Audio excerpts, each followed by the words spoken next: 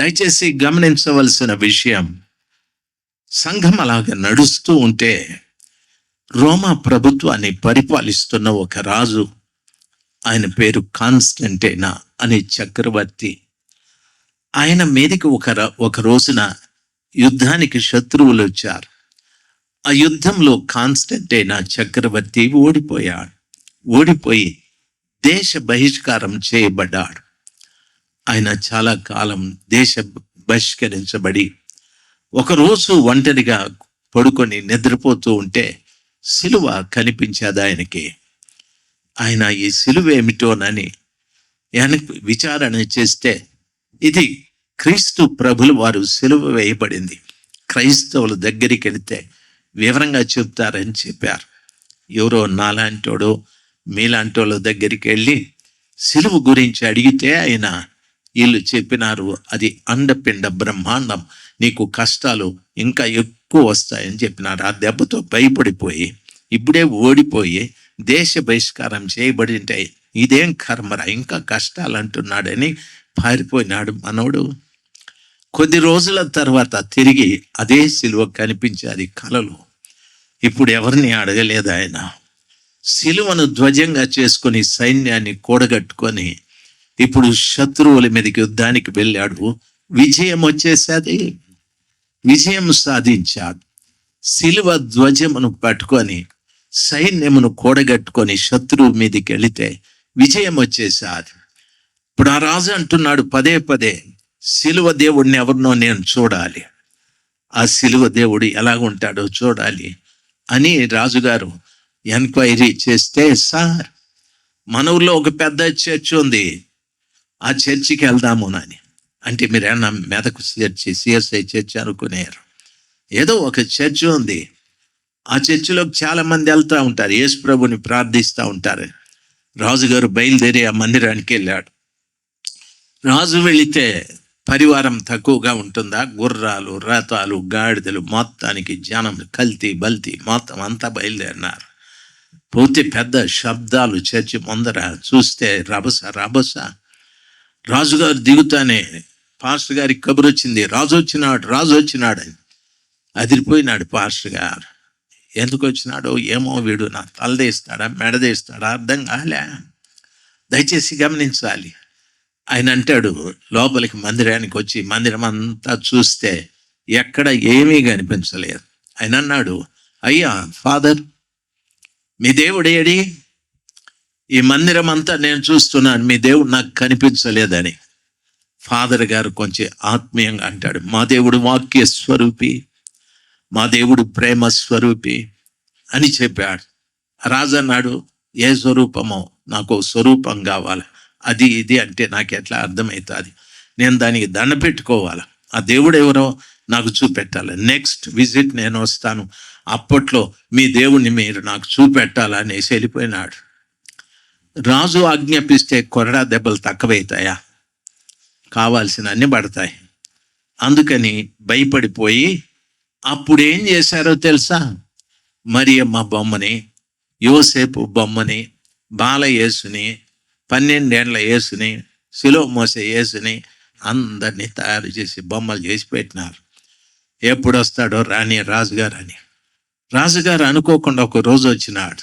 అన్నాడు, సార్ ఈవిడే మరియమ్మ, యేసయ్యని కన్న తల్లి ఈవిడే, యోసేపు ఇతడే ఆమె భర్త, ఇతడే ఆయన ప్రథమ శిష్యుడు పేతురు, ఇతడు బాలయేసు, ఈయన మధ్య యేసు, ఆయన పెద్ద యేసు.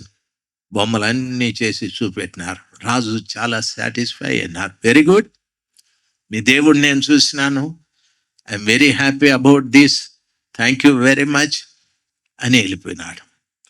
ఆ పని చేసిన తరువాత సంఘం ఏం చేసిందో తెలుసా? వాక్యము పరిశుద్ధాత్మ ప్రక్కకి వెళ్ళిపోయి సంఘంలోకి విగ్రహాలు వచ్చేసినాయి. ఇది 2వ జాము.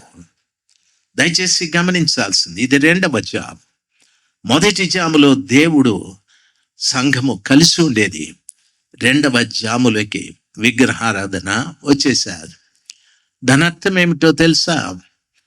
దేవదూతలు లోతు భార్య పిల్లల్ని తీసుకొని బయటకు వచ్చి వెనక్కి చూడకూడదు అని చెప్పారు. వెనక్కి చూస్తే ఇబ్బంది అవుతుంది. లోతు భార్య వెనక్కి చూసి ఉప్పు స్తంభమయ్యారు.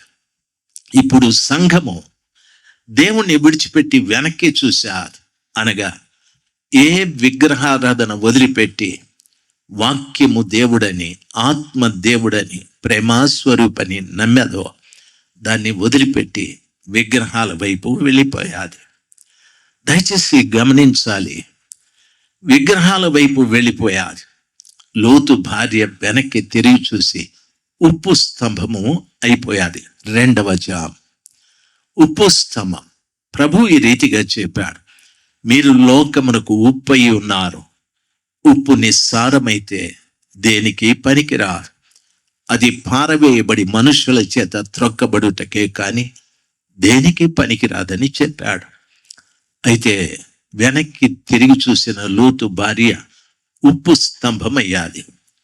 ఉప్పు అనేటటువంటిది రుచిని ఇస్తుంది. ఈ రోజున విగ్రహాలు పెట్టుకొని యేసు ప్రభు దేవుడని ఆరాధిస్తున్న సంఘం RCM సంఘం. ఆ రోజున వాక్యము పరిశుద్ధాత్మని బయటికి పంపి విగ్రహాల్ని లోపలికి తెచ్చుకున్నారు. ఆ విగ్రహాల్ని లోపలికి తెచ్చుకొని వాటి ద్వారా ప్రార్థనలు మొదలుపెట్టారు. ఇప్పుడు ఆ విగ్రహాలను పేతురు గారితో చెప్తున్నారు, మా గురించి యేసు ప్రభువుకి చెప్పు. మరియమ్మ గారితో చెప్తున్నారు, మా గురించి యేసు ప్రభుల వారికి చెప్పు. నేరుగా దేవునితో మాట్లాడే సంఘం ఈ రోజున మధ్యలో ఇంకొకరిని పెట్టుకొని మా గురించి చెప్పు, మా కష్టాలు చెప్పు, మా నష్టాలు చెప్పు అనే స్థితికి దిగజారిపోయారు. ప్రియులారా, సంఘము 2వ జాము లేకొచ్చాది. 2వ జాము దేవుణ్ణి పోగొట్టుకొని విగ్రహారాధన లేకొచ్చారు. 2వ జాము లోతు భార్య వెనక్కి తిరిగి చూసి ఉప్పు స్తంభమయ్యారు. ఈ రోజున RCM సంఘాలు మంచి విద్య నేర్పిస్తాయి, మంచి హాస్పిటల్స్ ఉన్నాయి, మంచి సోషల్ యాక్టివిటీస్ ఉన్నాయి. పేదలకు దుప్పట్లు ఇస్తారు, పేదలకు గోధుమలు ఇస్తారు, ఎన్నో ఇటువంటి కార్యక్రమాలు చేస్తూ ఉంటారు. ఉప్పే కానీ వెనక్కి తిరిగి చూసిన ఉప్పు. ముందుకు పరిగెత్తిన ఉప్పు కాదు, వెనక్కి తిరిగి చూసిన ఉప్పు. సంఘం ఈ రోజున దేవునితో సంఘము, సంఘంతో దేవుడు కలిసి ఉన్నది ఇప్పుడు విగ్రహాల వైపు వెళ్ళిపోయారు.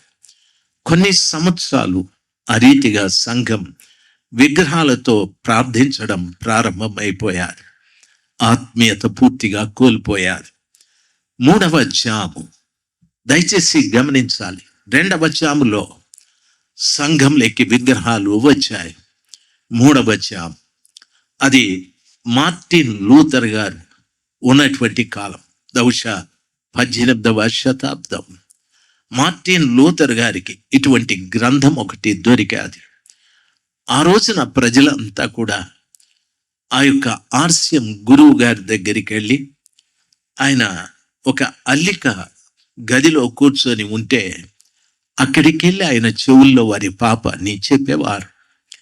ఆయన వారికి ఒక మంత్రోచ్చారణ చెప్పి, ఇది పాటించు, ఇది చెప్పు, నీ పాపం పరిహరించబడుతుందని చెప్పేవారు. ఆ రీతిగా వారు మంత్రం చెప్పి తిరిగి పాపం చేస్తూ వచ్చారు. మార్టిన్ లూథర్ గారికి ఇటువంటి గ్రంథం దొరికిన తరువాత దాన్ని బాగా చదివితే మనిషి పాపాన్ని క్షమించలేడు. మనిషి పాపాన్ని క్షమించటానికి దేవునికి ఒక్కడికే సాధ్యం. మనుషుల పాపాలు క్షమించటానికి ఆ దేవుడు కపాలమని అర్థమిచ్చే గొల్గొతా కొండపైన సిలువలో తన ఆఖరి రక్తపు బొట్టు వరకు చిందించాడు. ఆయన కార్చిన ప్రశస్తమైన రక్తముతోనే మనందరి పాపాలు కడగబడి పరిశుద్ధపరచబడ్డాయి అని తెలుసుకొని ఆయన సంఘ సంస్కరణ చేయడం ప్రారంభించాడు. పరిశుద్ధ గ్రంథమైన బైబిల్ని చదివి ఆ దినములలో RCM వారు చేస్తున్న ఆ తప్పితాల్ని, బైబిల్ వచనాల్ని తీసుకొని చాలా సంఘ సంస్కరణ చేసి ఆయన బోధించడం ప్రారంభించాడు. అనేకులకు చెప్పాడు. ఇలాంటివి ముద్ర వేయించి అనేక సంఘాలలో అంటించాడు. కానీ ప్రజలు దాన్ని అంతగా అంగీకరించలేదు. కాకపోతే కొందరు దాన్ని అంగీకరించారు. సత్యమేది అసత్యమేది అని గ్రహించారు. ఇప్పుడు 2వ జాములో నుండి ఆ విగ్రహారాధన నుండి బయటకు వచ్చిన సంఘమే లూథరన్ సంఘమని అంటారు. నన్ను గమనించాలి. బయటకు వచ్చిన ఆ సంఘం లూథరన్ సంఘం అనగా 3వ జాము అనే దాని అర్థం. ఈ రోజున లోతు భార్య ఆమె ఉప్పు స్తంభం అయిపోయారు 2వ జాము. అయితే ఆమెను పట్టించుకోకుండా తండ్రి పిల్లలిద్దరూ పరిగెత్తుకుంటూ వెళ్ళిపోయారు. మార్టిన్ లూథర్ అనేటటువంటి ఆయన చేసిన సంఘ సంస్కరణ ద్వారా చాలా మంది బయటకు వచ్చేసారు. ఆ తల్లిని వదిలిపెట్టి భర్త పిల్లలు ముందుకు పరిగెత్తారు. అది 3వ జాము. దయచేసి గమనించాలి. 3వ జాము. ఆ 3వ జాములో జరిగిన సంగతి, వాళ్ళు హాయికి వెళ్ళారు, అక్కడ బ్రతకలేకపోయారు.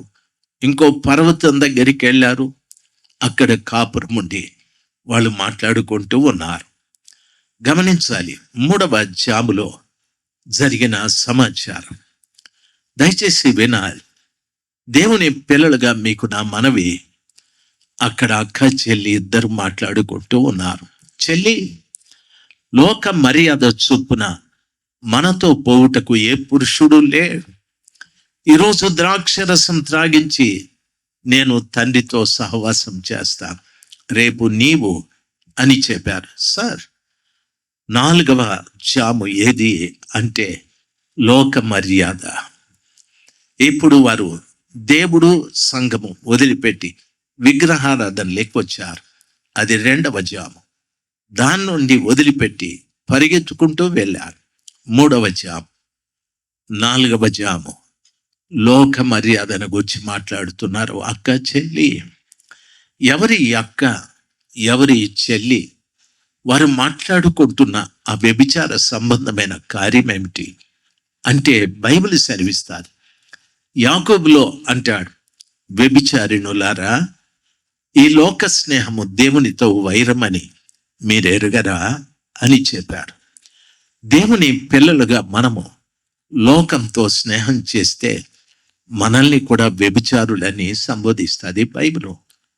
లోకంతో మనము స్నేహం చేయకూడదు. లోకం నుండి దేవుడు మనల్ని ప్రత్యేకపరిచాడు. మీరు ప్రత్యేకింపబడిన వంశం, రాజులైన యాజక సమూహం అని చెప్పారు. ఆ ప్రత్యేకతని మనం కాపాడుకోవడం లేదు. ఈ రోజున చాలా మంది లోకంలోకి వెళ్ళిపోయారు. బాగా వినాలి. దేవుని పిల్లలు గమనించాల్సింది, మా ఊర్లో ఒక ఆనవాయితీ ఉంది. గుడ్ ఫ్రైడే రోజున మా ఊర్లో చాలా మంది సమాధుల్లోకి వెళ్తారు.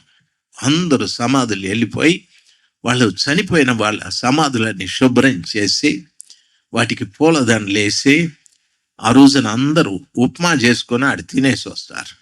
సమాధుల్లో నేను అడిగినాను, రే సమాధుల్లో తింటారు ఏందిరా మీరంటే, మా పెద్దోళ్ళు అందరినీ జ్ఞాపకం చేసుకొని తింటామని. ఆ పెద్దోడే ఒకడు లేచినాడు అనుకో, ఈ పిల్లలు అందరూ పోతారు. దయచేసి గమనించాల్సింది, దయచేసి వినాలి. ఒకరు అంటారు, ఈ పండగకి మా పెద్దోళ్ళకు బట్టలు పెడతాము, భోజనం పెడతామని. మనోడు అదే చేస్తూ ఉన్నాడు. దేవుని పిల్లలు గమనించాల్సింది, చాలామంది లోక మర్యాదని. ఆడబిడ్డలు ఉన్నారు, చాలా చక్కటి రూపం దేవుడు ఇచ్చి ఉంటాడు. తల్లిదండ్రులు ఆ బిడ్డల్ని చాలా బాగా పెంచుకుంటారు. మంచి భోజనం, మంచి విద్య, అన్నీ చక్కగా అన్నీ. అయితే శరీరం కప్పుకోవటానికి దుస్తులు, కానీ శరీరంలో ఉండే అవయవాలు కనిపించటానికి కాదు దుస్తులు మనం కొనివ్వాల్సింది. చాలామంది తల్లిదండ్రులు ఆడబిడ్డలకి అవయవాలు కనిపించేటట్టుగా, రోడ్డెంబడి పోయేవాడు కూడా నీ కూతుర్ని చూసేటట్టు చేసుకుంటావు.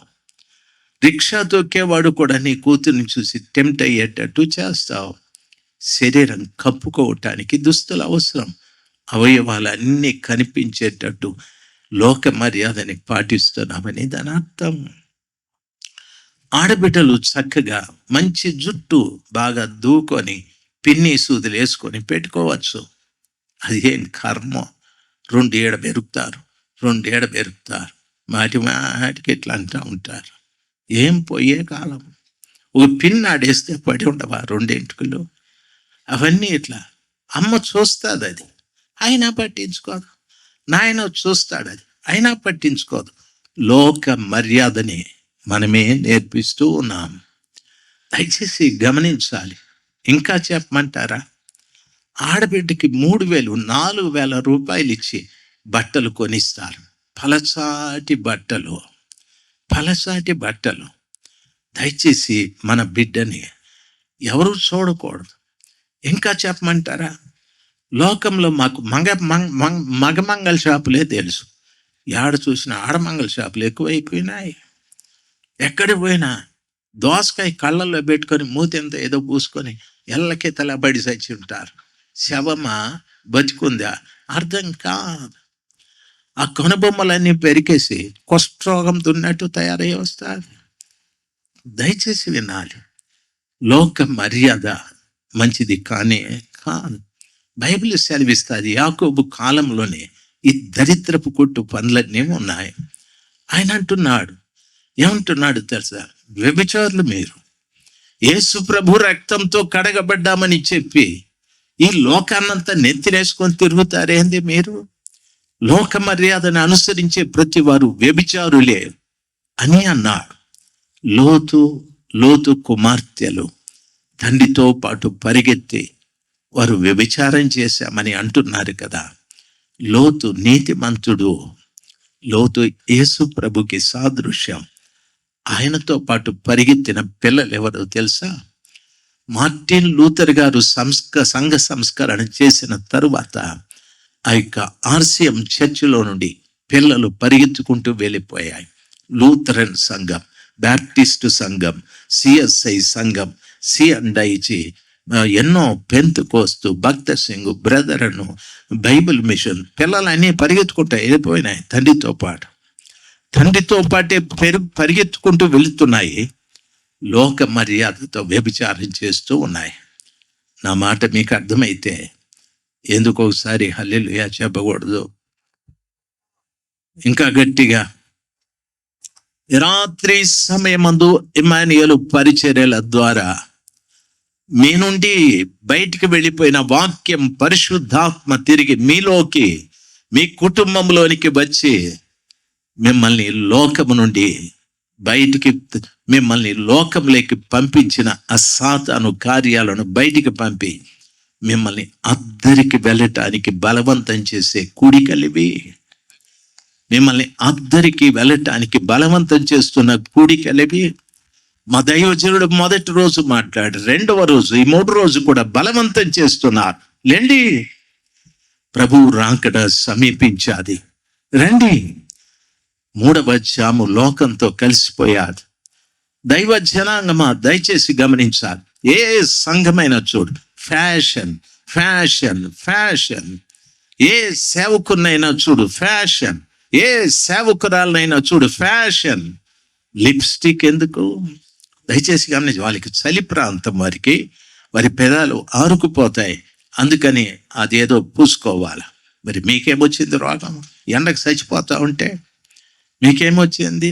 పెదాలకు రంగులు అప్పుడే రక్తము దాగిన కుక్క పిల్లలాగా పెదాలన్నీ ఎర్రగా. ఏం కల్చర్ ఇది? అందుకే యాకోబు అంటున్నాడు, వ్యభిచారిణులారా, ఈ లోక స్నేహము దేవునితో వైరం అని మీరు ఎరగరా? ఈ మాటలు మీకు బాగా అర్థమవుతాయి అనుకుంటాను.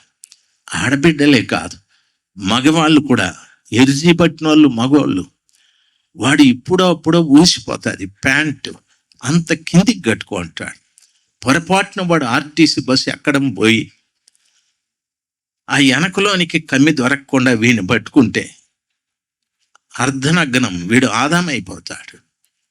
అంత కిందకి కట్టుకో ఉంటాడు. దరిద్రం. చొక్కాయి చూడు జాకెట్ లాగా ఉంటుంది, ప్యాంటు చూడు ఇప్పుడప్పుడు ఊడిపోయేటట్టు ఉంటుంది. పాస్టర్ గారు అంటాడు, దేవా వీడిని దీవించునని. ప్రభు అంటాడు, ఈడు పనికిరాని నెక్కరు, పనికిరాని సొక్కాయి, వీడిని అట్లా నేను దీవించేది. ఇంకా కొంతమంది చూడండి, చుట్టూ కొట్టేసి పైన కొత్తిమీర కట్టబెట్టుకో ఉంటాడు. ఏం నాగరికత ఇది? క్రైస్తవుడికి ఇది అవసరమా? దేవుని పిల్లలు గమనించాల్సింది, ఎక్కడికి వెళ్ళిపోయారు?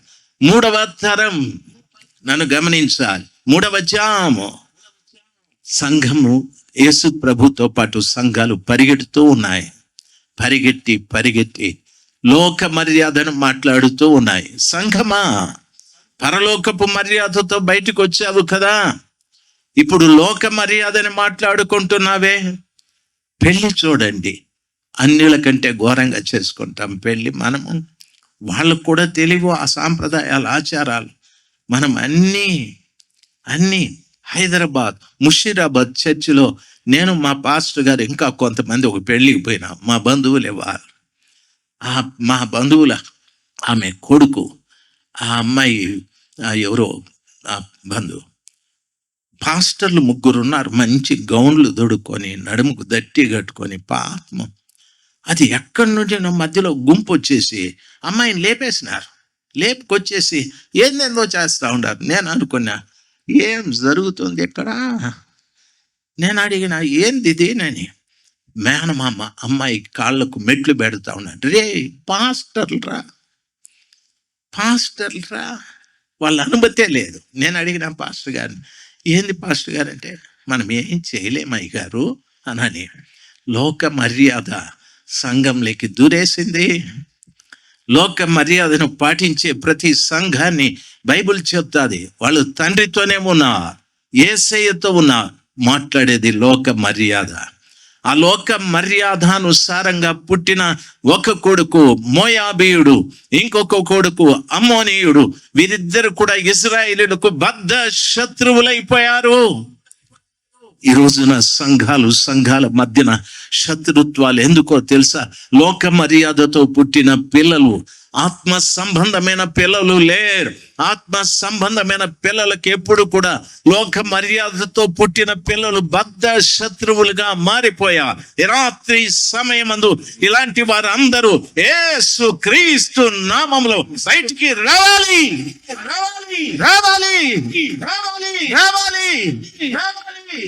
దేవుని వాక్యము పరిశుద్ధాత్మ చేత అద్దరికి వెళ్ళే ప్రజలుగా మీరు మారాలి. అద్దరికి వెళ్ళే ప్రజలుగా నా దేవుడు బలవంతం చేస్తున్నాడు. ఇది 3వ రోజు బలవంతం చేస్తున్నాడు. లోక మర్యాదని మానుకోండి, పరలోకపు మర్యాదని పాటించండి.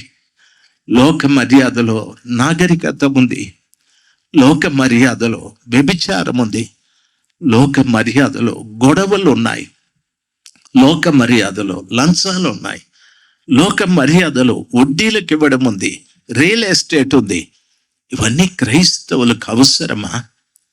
దేవుని వాక్యం సెలవిస్తా, లోక మర్యాద ప్రక్కకు పోవాలంటే సంఘంలోకి ఈరోజు వాక్యం రావాలి, పరిశుద్ధాత్ముడు రావాలి.